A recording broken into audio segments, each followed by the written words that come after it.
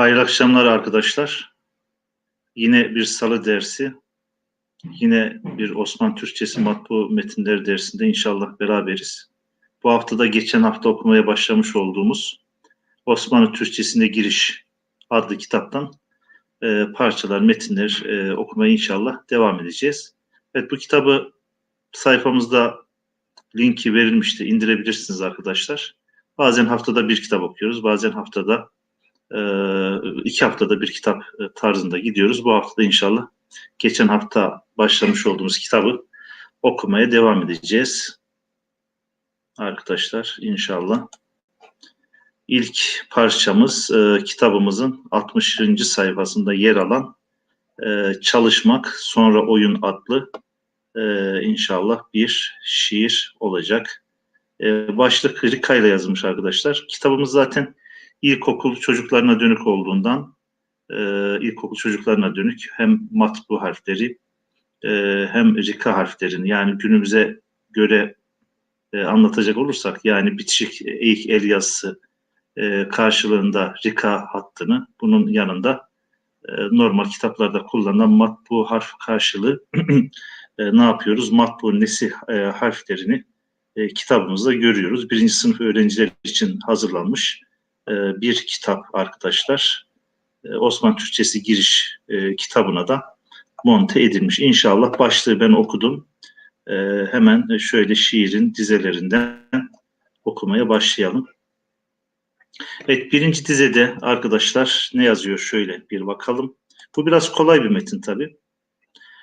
Derslerinden yorulunca çocuklar artık oyuna başlar.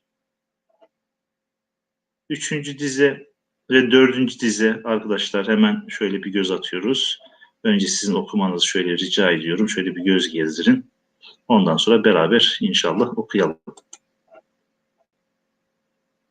Bu arada ekranda harflerin büyüklüğü okunma noktasında büyüklüğü herhalde uygundur. Küçük değildir. Eğer zaten küçükse ekranını yapabiliyorsunuz arkadaşlar. Büyütebiliyorsunuz. Yine de o tarz ricaları olursa hocam biraz daha büyütün tarzında büyütebiliriz ama hat kolay, kelimeler kolay olduğundan dolayı çok bir zorluk yaşamazsınız diye düşünüyorum arkadaşlar.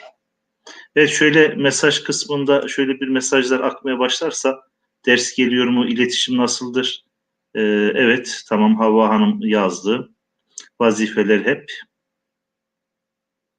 Evet, üçüncü kelime sanki böyle biraz noktalardan dolayı biraz fazlaca noktası var. O noktadan biraz zorlamış olabilir. Evet, mesajlar akmaya başladı arkadaşlar. Demek ki sesimiz sizlere ulaşıyor diyoruz. Evet, buradan okumaya devam ediyoruz. Okudunuz o zaman. Vazifeler hep bitince oynamak, çocuklara bu bir hak. Evet, bir daha okuyorum. Vazifeler hep bitince oynamak, çocuklara bu bir hak. Evet, sırada Elif'le başlayan satırımız var arkadaşlar. Onu da şöyle o satırla beraber veya dize diyelim, şiir olduğu için satır ifadesini kullanmayalım. O dize ile mısra ile beraber aşağıdaki kısa mısrayı inşallah okuyalım ve mesaj kısmına mümkünse yazalım. Şöyle bir karşılık ne olsun, bir etkileşim olsun arkadaşlar. Evet, Havva Hanım okumuş. Bir üstteki biz orayı geçtik. Vazifeler hep bitince oynamak, çocuklara bir hak dedik. Ondan sonraki iki mısrayı inşallah okumaya gayret edeceğiz arkadaşlar. Ben şöyle ekranı arkadaşlar biraz daha büyütüyorum. Kendimi ekrandan alıyorum.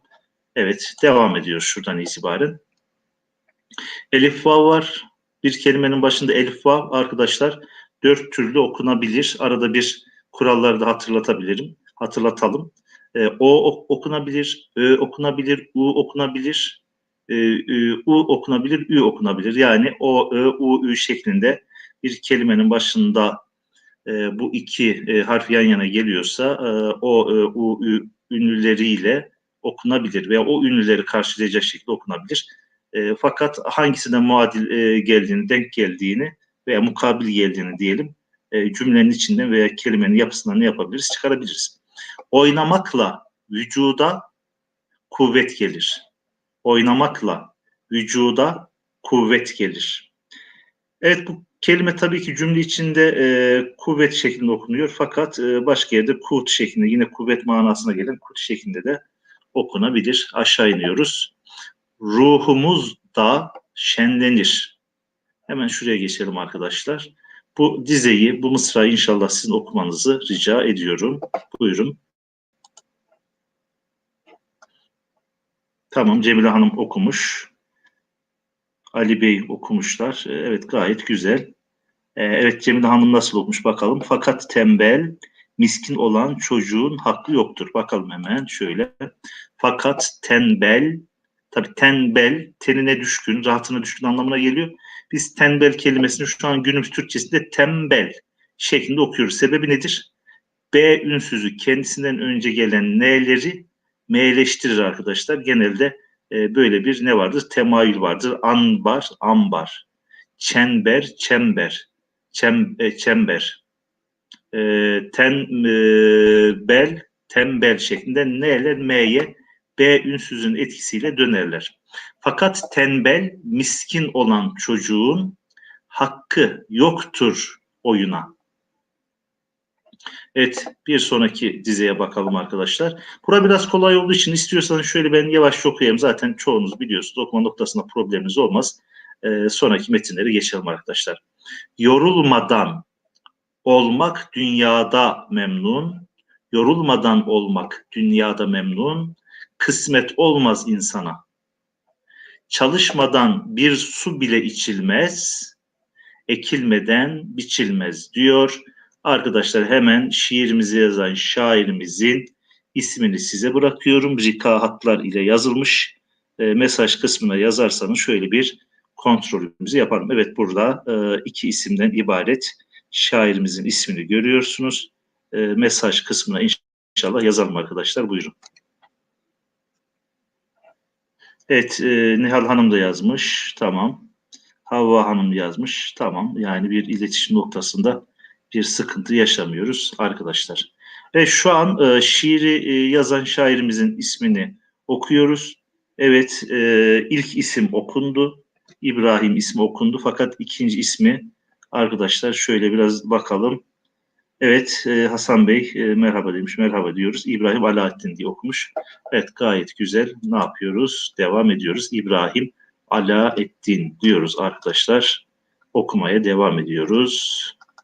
Evet, çok güzel kitap arkadaşlar. Kendinizi geliştirme veya başkalarına öğretme esnasında kullanabileceğiniz bir kitap. Yani indirmenizi ve bilgisayarınızda veya diğer bir dokümanlarınızın arasında bulunmasını tavsiye edebileceğimiz size yardımcı bir kitap diyoruz. Şurada bakalım, bazı kelimeleri vermiş. Kelimeleri önce öğretiyor çocuklara. O kelimeleri daha sonra yeni karşılaştı. Belki yazımını yeni gördü veya yazımını öğrenme durumunda olduğu. Çoğunlukla bakıyoruz. Arapça kökenli, hepsi Arapça kökenli arkadaşlar buradaki kelimeler. Önce bu Arapça kökenli kelimeleri öğretiyor. Ondan sonra bu kelimeleri ne yapıyor? Aşağıdaki cümlelerde kullanıyor. Bakalım aşağıdaki cümlelerde kullanacağı Arapça kökenli kelimeler nelermiş arkadaşlar? Şöyle iki satır halinde herkes bir tanesini okusun arkadaşlar. Çok zor değil. Bunların hepsi Arapça kökenli. Arapça kökenli olduğunu nereden anlıyoruz? Şöyle bir bakalım arkadaşlar. Okurken aslında hissediyoruz. Evet, bu kelimelerin hepsinin ortak bir yönü var. O zaman burada o soruyu soralım arkadaşlar. Burada iki satırda yer alan 10 kelimenin ortak yönü nedir ki bu ortak yönünden biz yola çıkarak bu kelimelerin köken olarak Arapça olduğunu tespit ediyoruz arkadaşlar. Buradaki soruyu evet Cemile Hanım okudunuz, 4 tanesini okudunuz. Fakat bu 10 kelimenin ortak yönü nedir arkadaşlar? Arapça olması tamam ortak yönü. Fakat buradaki bir hususiyetten yola çıkarak diyoruz ki bu kelimeler köken olarak Arapçadır diyoruz arkadaşlar. Evet, soruya cevaplar gelmedi. Hissedemedik mi, fark edemedik mi arkadaşlar? Telaffuzundan aslında fark etmemiz gereken bir durum var. Evet, bu arada tabii düşünün, kelimeleri de okuyalım. Evet, madde kelimesi okundu. kuvvet kelimesi okundu. Mükerrem kelimesi okundu. Evet, malum nerede arkadaşlar? Malum yok. Havva Hanım malum yok. Malumun olması için malumun lamdan sonra bir vav bulunması icap ediyor. Evet, soruma cevap alamadım arkadaşlar. Ben belki tam soruyu soramadım. İhsan Bey okudunuz fakat terakkü diye okumuyoruz. Terakki diye kelimeyi ne yapıyoruz? Okuyoruz. Mesut Hocam okumuşsun muallim diye, gayet güzel. Arkadaşlar bu muallim kelimesini muallem diye de okuyabiliriz. Fakat burada cümlede kullanımı muallim. Muallim talim eden, muallem talim gören. İsmi fail, ismi mef'ul. İkisi de aynı şekilde yazılır. Fakat anlam muallim okunduğu zaman ismi fail, işi yapan, talim eden, muallem yoktuğumuz zaman mükerrem ve mükerrem diye de okunabilir arkadaşlar. Arkadaşlar bu 10 kelime Arapça kökenlidir. Hepsinin ortak özelliği, hepsi şeddeli kelimelerdir arkadaşlar. Bir kelime şeddeli yazılıyorsa veya şedde kullanılabiliyorsa köken olarak Arapçadır. Bugün de aklımızda kalan kural bu olsun arkadaşlar. Bir kelimede şedde varsa, şedde ne demek? Kelimenin kökünde aynı ünsüzün tekrarı, madde 2 defa D gelmiş. Hiddet 2 defa D gelmiş. Dikkat 2 defa kaf gelmiş. Kuvvet 2 defa vav gelmiş. Ressam 2 defa sin gelmiş. Muallim 2 defa lam. Mükerrem burada aşağıda mükerrem değil, mükerrem şekli kullanıyor. 2 defa ra gelmiş. Mukaddes 2 defa dal gelmiş. Terakki 2 defa kaf gelmiş. Tayyare 2 defa y gelmiş. Arkadaşlar bu 10 kelimemizin ortak özelliği içerisinde şeddeli harf bulundurması ve bunların Arapça kökenli olması arkadaşlar. Evet, birinci cümleye bakıyoruz. Birinci cümlede bu kelimelerden 3 tanesi kullanılmış. Arkadaşlar birinci ne diyelim ki cümleyi okuyalım. Hatta kısa kısa cümleler. 1, 2, 3 cümle var arkadaşlar. Şuraya kadar herkes bir cümleyi okusun. Buyurun bismillah diyoruz. Evet, Sirius Black bir soru sormuş arkadaşlar. Nesli Hocam mekruh diye hangi kelimeyi okudunuz? Mekruh. Göremedim ama mükerrem kelimesi mi? Orada bir herhalde anlık bir şey olabilir. Dikkatsizlik olabilir. Aleykümselam.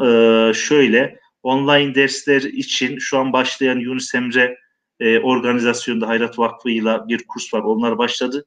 Şu an ona kaydedemiyoruz. Fakat bir önceki dersimizin altına arkadaşlar yeni dönem 2 hafta sonra başlayacak. 2 hafta sonra başlayacak online kurslarımız var. Oradan girebilirsiniz, oradan kaydolabilirsiniz. osmanlıcaeğitim.com.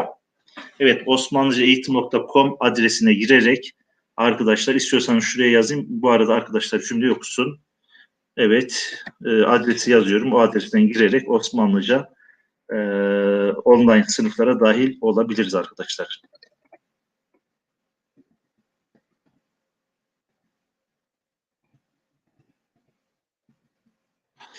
Evet, osmanlıcaeğitim.com. Evet, şu an adresi gönderdik. osmanlıcaeğitim.com adresinden girerek hangi kur ders almak istediğinizi veya hangi şehirdeki sınıflara dahil olmak istediğiniz arkadaşlar ne yapabilirsiniz? Oradan seçebilirsiniz, tercih edebilirsiniz. Evet, okuduk. Vatan mukaddestir, yani kutsaldır. Terakki çalışmakla olur. Muallim bey derse girdi. Hani muallem diye okusak arkadaşlar orada öğrenci anlamı olur. O zaman cümlede anlamsız düşer. Muallim bey, muallem bey, öğrenci bey değil, genelde öğretmen bey için kullanılır. Bu kelimeyi muallim diye okuyacağız. Sonraki cümle hiddetle kalkan zararlı oturur dedik. Evet, şu cümleyi arkadaşlar elfiye i ile okunabilir, ı ile okunabilir. Ama biz burada ı ile okumayı tercih edeceğiz. Bu ı ile başlayan I mı? Bakılıyor. Yok, I diye değil, i diye. Böyle konuşurken bazen karıştırıyoruz arkadaşlar. İ ile başlayan kelimemizden itibaren 4 kelimelik bir cümle var. İnşallah orayı okuyalım. Buyurun.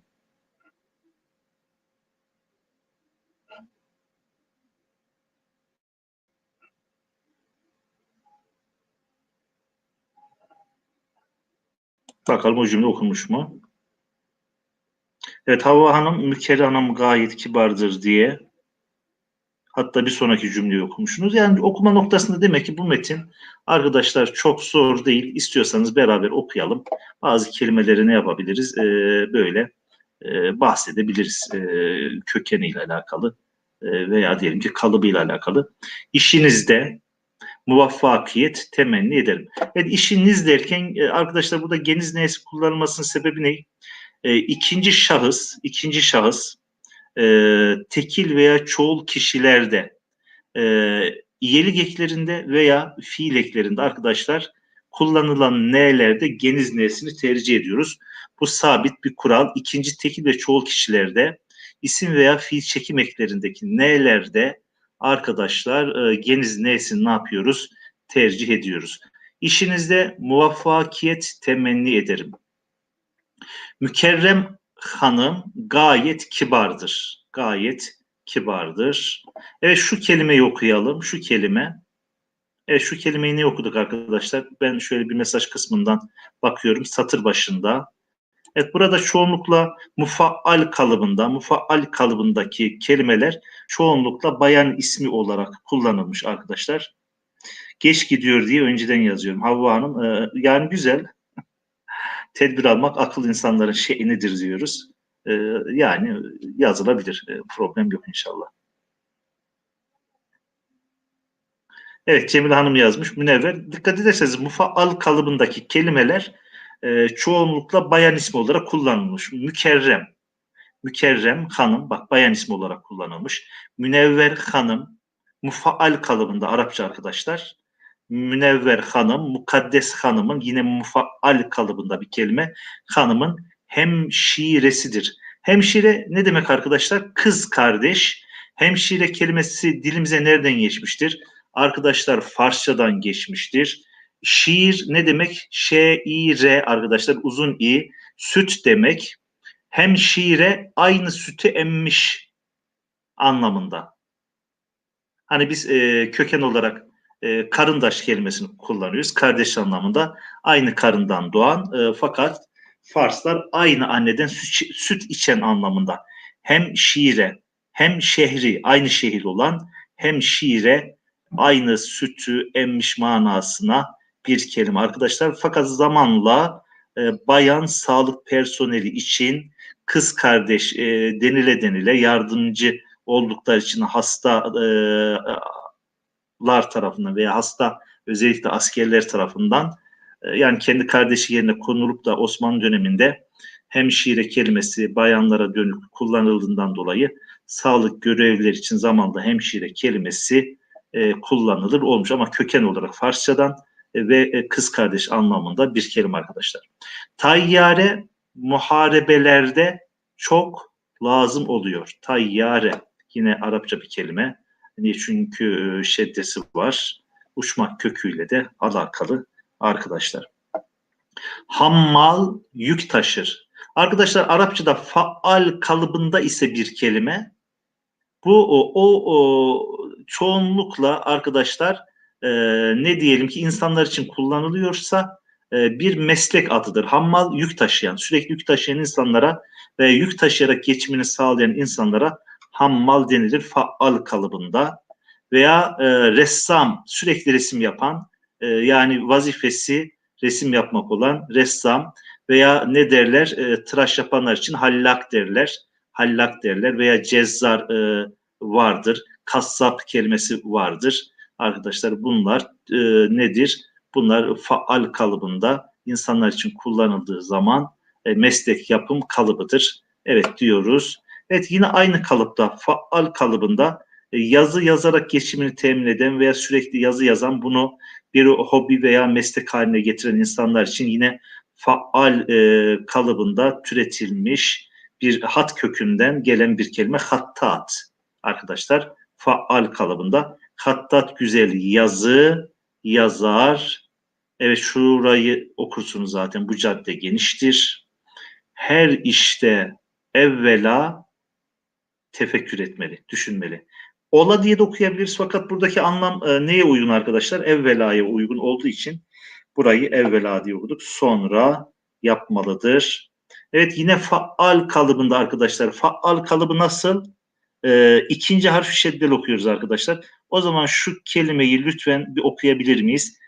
Faal kalıbında ikinci kelime mi dedim? Yanlış söyledim. İkinci harfi şeddeli okuduğumuz zaman buradan hangi kelime çıkar? Şöyle bir yazalım arkadaşlar. Buyurun.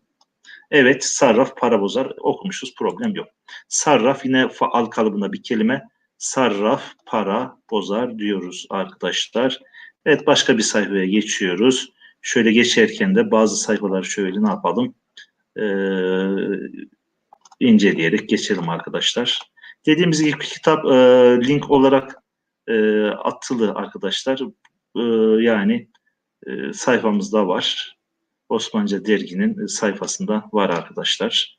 Oradan ne yapabilirsiniz? İndirebilirsiniz. 69.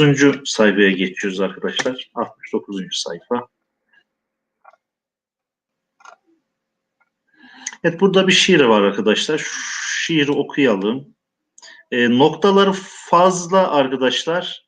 Biraz da özellikle dedim ki noktaları fazla olsun ki gördüm. Hangi noktaları dikkat alacağız, hangilerini okuyacağız, hangileri böyle zamanla üzerinde oluşan tahribattan dolayı veya tab esnasındaki tab hatalarından dolayı, mürekkep dağılmasından dolayı meydana gelmiş.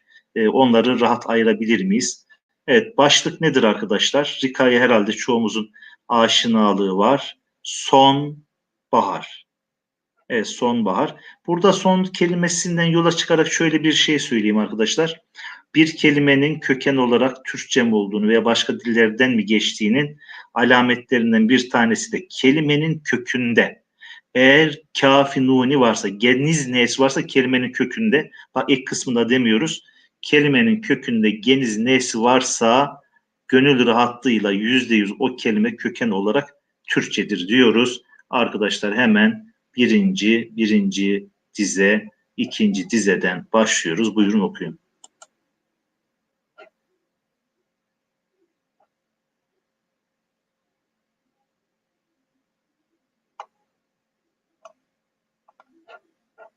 Evet, birinci ve ikinci dize arkadaşlar önce sağ sütunu okuyoruz. Sonra sol sütunu ne yapalım? Okumaya gayret edelim. Sonbahar adlı şiirimizin birinci ve ikinci dizelerini sağ sütunda okuyoruz arkadaşlar. Buyurun.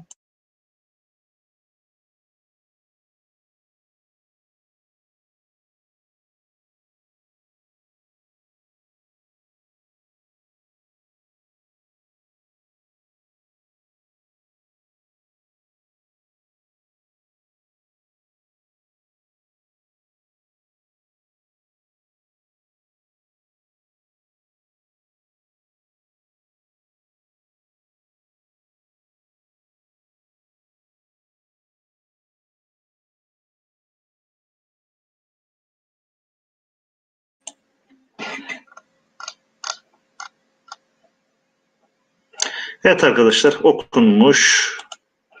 Evet, hemen şöyle biz de okuyalım. Nasıl uçtu güzel yaz, haber vermeden biraz, virmeden, tabii ki eski telaffuza göre yazılıyor. Biz yeni telaffuza göre okuyoruz. Haber vermeden biraz, 9 ay sonra ancak o bize kavuşacak diyor arkadaşlar ve ikinci bölüme geçiyoruz. İkinci bölümümüz burada 3 dizelik.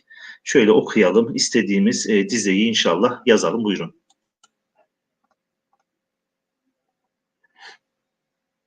Evet, yine kelimelerin yazımıyla ilgili arkadaşlar merak ettiğiniz hususları ne yapabilirsiniz? Sorabilirsiniz.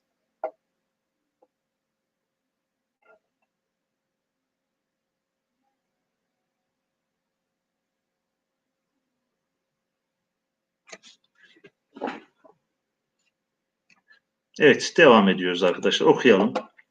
Kuşlar kaçtı uzağa. Kuşlar, bak şurada baya bir nokta var. Onları okumayacaksınız. Noktalara takılmayacaksınız. Şurada elif gibi bir şey var. Onu okumuyoruz. Kuşlar kaçtı uzağa. Acaba hangi dağa, hangi beldeye gitti diyor. İkinci sütuna geçiyoruz. Yaz akşamları bitti. Şırıldayan pınarlar. Biraz önce söylediğim kuralı hatırlayın. İçinde pınar kelimesinin içinde geniz nesi var. O zaman orijinal köken olarak nedir? Türkçedir. Pınar kelimesinin karşılığı aslında çeşme kelimesi dilimize nereden geçmiştir arkadaşlar? Farsçadan geçmiştir. Arada bazı kelimeleri de hatırlatalım. Evet, neye hüzünle ağlar?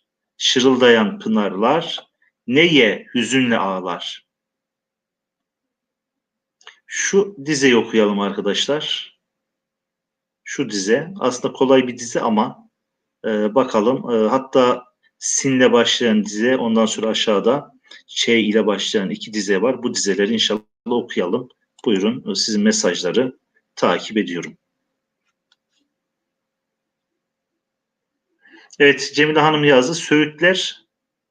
Söğütler neye dökük mü? Orada bir dikkat edelim Cemile Hanım. Neye dökük değil de söğütler boynu bükük. Yani büyük bir ihtimalle dikkatsizlikten kaynaklanıyor. Yoksa öyle zor bir şey değil, zor kelime değil. Söğütler boynu bükük. Çiçekler neye dökük? Neden dolayı? Çiçekler neye dökük? Niye dökük? Nerede gülüşen kuşlar? Ah, geldin mi sonbahar? Nereden alınmış? Bizim Kıraat adlı kitaptan alınmış. 2. sınıf için yazılmış olan Bizim Kıraat adlı kitaptan alınmış arkadaşlar. Evet arkadaşlar, buradan da sayfa 76'ya geçiyoruz. Sayfa 76. Burada evet bir şiir var. Şiirin başlığını okuyalım. Rikayda yazılmış. Şurada 2 tane harfin oluşturduğu bir hece harf diyebileceğimiz bir şekil var. Bakalım o harfi okuma noktasında, algılama noktasında sorun yaşıyor muyuz? Daha önceden görenler ve görmeyenler şöyle belli olsun arkadaşlar. Başlığı bir okuyalım. Şiirimizin başlığını. Evet, Ali Yalçın okudu. Rüzgar. Evet, gayet güzel. Kef ve elifin özel birleşmiş hali arkadaşlar. Üzerine 3 nokta koyduğumuzda veya cümlenin gelişine göre na şeklinde okunabilir mi? Kesinlikle na şeklinde de okunabilir. Rüzgar, ruzigar, rüzgar. Biz rüzgar diyoruz fakat ruzigar. Evet arkadaşlar. Evet arkadaşlar, ilk dizeyi, ondan sonra inşallah ikinci dizeyi buyurun hep beraber okuyalım. Evet, hatta biraz şöyle bir parça ben büyüteyim.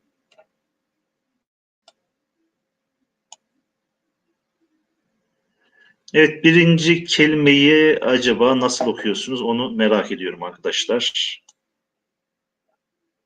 Evet, Fırat Çağlayan gayet güzel. Evet, dedim birini diye mi okuyacak arkadaşlar yoksa bir ney gibi mi?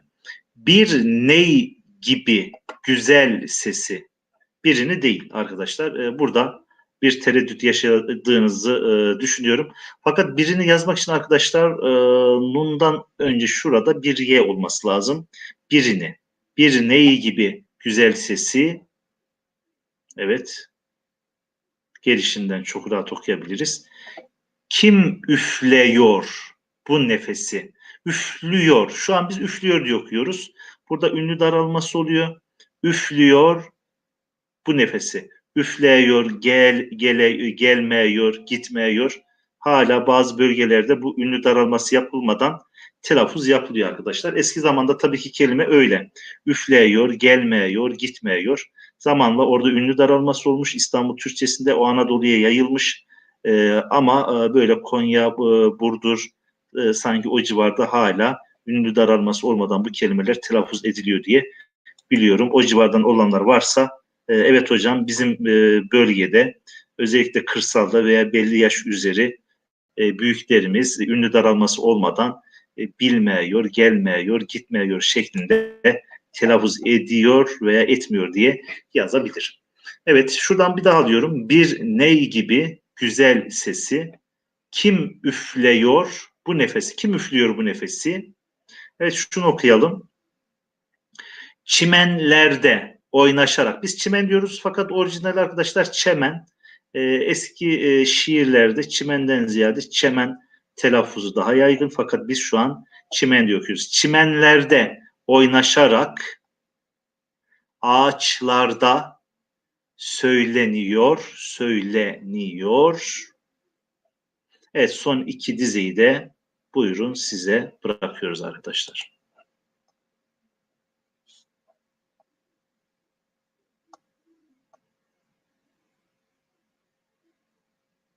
Evet, Uğur Gençoğlu demiş, geliyor, gidiyor, bilmiyor, görmüyor. O şeyde var, Konya ve civarında veya Göller bölgesi mi diyelim, Isparta, e, belki Burdur civarında o şekilde telaffuz hala var. Hatta Didi, Virdi gibi mesela o telaffuzlarda hala yerelde özellikle o bölgelerde eski imlaya uygun telaffuz ediliyor arkadaşlar. Evet, güzel. Mesut Hoşaf'ta yazmış. Dirken bize yaklaşıyor. Derken tabii ki. Dirken diye yazılıyor. Fakat günümüz Türkçesine göre dirken. Derken, dirken bize yaklaşarak saçımızla eğleniyor diyoruz. Ve bir sonraki şiirimizin bölümüne geçiyoruz arkadaşlar. Evet, birinci dize arkadaşlar. Hatta şöyle yapalım. Birinci, ikinci dize okuyun. İstediğiniz dizeyi yazın. Hatta şöyle 4 dize birden gözüküyor. 4 dizeyi de okuyun arkadaşlar. Ben biraz sessiz olayım. İstediğiniz dizeyi de yazın. Buyurun, bismillah.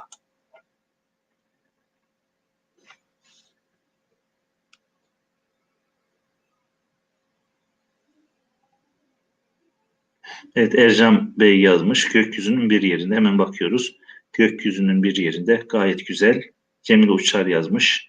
Kucak kucak çiçek gibi, bakalım. Kucak kucak çiçek gibi. Gayet güzel. Evet. Rüzgar kucak kucak çiçek gibi. Bakalım. Ya, başlığı yazmışsınız. Tamam. Salih Bey yazmış, gökyüzünün bir yerinde. Güzel. Hayırlı akşamlar bu arada Salih Bey. Hemşerim olduğu için hemen ismini görünce Salih hocamın selamı gönderiyoruz. Evet, okuyoruz arkadaşlar. Okunmuş, problem yok.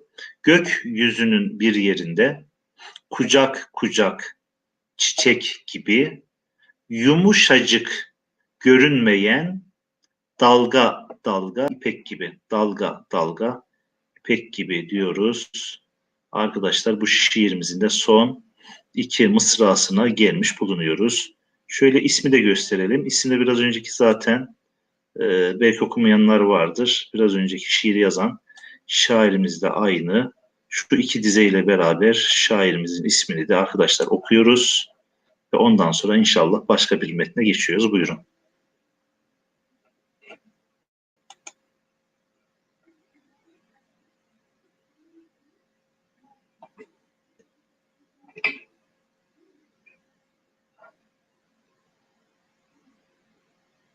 Evet, Cemil Uçar okudu. Şairimizin ismi İbrahim Alaaddin diye. Tamam, okuduk. Gayet güzel, tamam. Evet, dökülerek bizi okşar. Dökülerek, şunu biraz kaydıralım. Dökülerek bizi okşar. Eski metinlerde okşamak daha çok hı ile yazılıyor. Okşamak. Belki oh kelimesinden, yansıma kelimeden türetilen bir kelime olduğundan dolayı eski metinlerde genelde okşamak şeklinde yazılır. Dökülerek bizi okşar. Yazın ne hoş serin rüzgar diyoruz arkadaşlar. İnşallah bir başka metne geçelim. Biraz bugün fazla metin okuduk. Biraz sizi yorduğum gibi hızlı gidiyorum. Sanki atlı kovalıyor derler ya. İnşallah öyle değildir. Metinler basit diye arkadaşlar. Tabii ki burada amacımız sadece bu metinleri okumak değil, aynı zamanda kitabı biraz ne yapmak? Tanımak, tanıtmak arkadaşlar. Dediğimiz gibi kendinizi geliştirme amacıyla da kullanabilirsiniz. Veya birilerine Osmanlı Türkçesi öğretmek amacıyla da bu kitabımızın PDF'sini indirerek ne yapabilirsiniz? Kullanabilirsiniz arkadaşlar. Evet, burada bir şiir daha var. Yine genelde sonbahar mevsimiyle ilgili yazılmış. Burada neler var? Şiirler var. O zaman bu şiirimizi de okuyalım. Kışa girdik ama bir kışla alakalı şiir gelmedi bu hafta karşımıza. Şöyle bakalım arkadaşlar. Birinci dörtlüğü şöyle yansıtıyorum. Hatta ikinci dörtlüğü de yansıtalım. Arkadaşlar buyurun. Şöyle sizi 2 dakika metinle baş başa bırakıyorum. Ben de biraz susuyorum inşallah. Buyurun bismillah.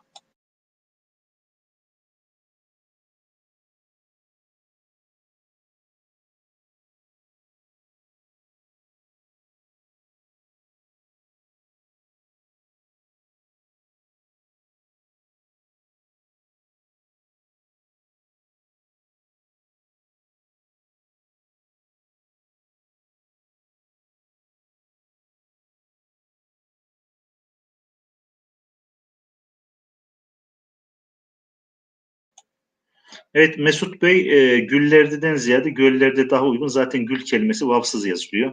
Dilimize Farsçadan girmiş vavsız yazılan bir kelime. Evet. Havva Hanım yazmış. Koyu yeşil. O kelimede tereddüt edeceğiniz az çok aklıma geldi. Fakat e, yani göller okumak elbette ki cümlenin gelişine göre daha uygun. Gül diye okuyamıyoruz çünkü gülün yazımında ne yok arkadaşlar? Vav yok.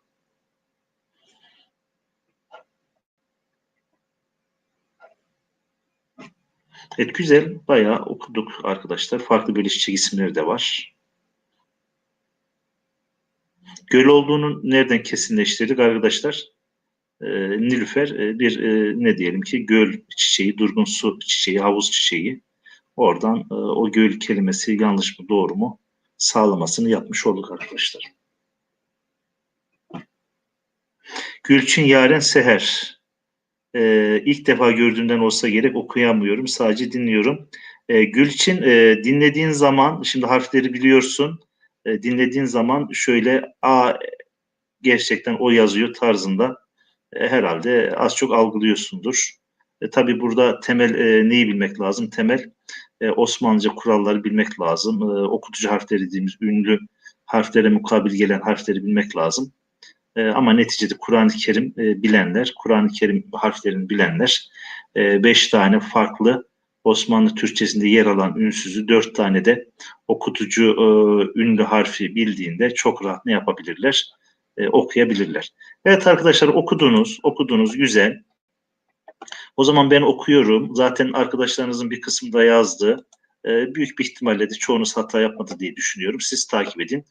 Koyu yeşil göllerde açan şeffaf çiçekler, lotus veya nilüfer, hepsi düşmüş bu derde.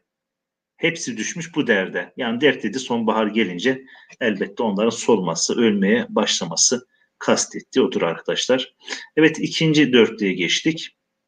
Mevsimin son demini. Dem zaman anlamı arkadaşlar. Arkadaşlar dem kelimesi yerine göre 3 tane farklı anlam var. Dem zaman anlamı var. Demin ondan sonra ne anlamı var arkadaşlar? İşte çayın oturması anlamı var. Yani cümlenin gelişine göre oradaki anlamı ne yapacağız? Çıkaracağız arkadaşlar. Mevsimin son demini, son zamanını, sürükleyorken rüzgar, sürüklüyorken diye okuyacağız tabii. Sürükleyorken rüzgar, baharın matemini his edip soluyorlar. Evet, arkadaşlar şairimizin ismini hemen okuyalım. Ondan sonra da burada şiirle alakalı burada bir açıklama var. O açıklamaya bakalım. Evet, şairimiz ismini ne yazdık? Şairimizin ismini ne yazdık arkadaşlar? Şöyle biraz ekranı büyütelim mi? Bir parça büyütebiliriz. Evet şairimizin ismi arkadaşlar bakalım. Ali Mümtaz. Evet gayet güzel. Şimdi arkadaşlar vezni diyor. Şiir hangi vezinde yazılmış? Bakalım bununla ilgili ölçüsünü soruyor. Şiir hangi vezinde yazılmış? Bakıyoruz. Evet şuradaki vezni diyor. Aşağıda açıklama yapıyor. Herkes şuraya arkadaşlar bir göz atsın.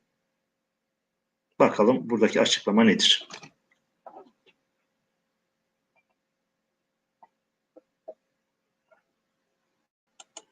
Biliyorsunuz Türk şiirinde ne kullanılıyor? 3 tür vezin kullanılıyor. 1 hece vezni, 2 aruz vezni, 3 de serbest. Yani bu ikisinin dışında herhangi bir kurala bağlı olmadan yazılan şiirler var. Bakalım bu şiir. Evet, Cemile Hanım yazmış. Milli aruz iledir. Evet, yani milli ölçü, hece ölçüsü. Hece ölçüsüyle yazılmış.